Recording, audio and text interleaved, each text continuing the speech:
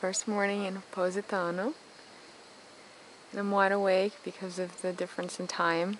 So I basically woke up at 4 in the morning here, which is the equivalent of 10 at night in New York.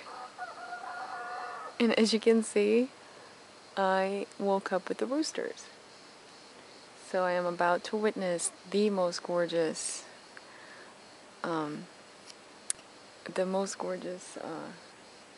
what's the word? Not sunset, but the opposite of sunset. Sun up.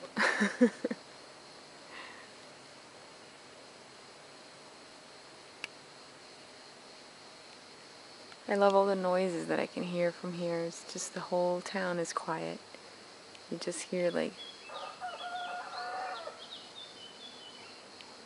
the birds singing, the rooster singing. It's the most peaceful feeling I've ever had. And eventually you hear a little car coming by, but that's about it. You hear the cigars, but especially the birds and the roosters.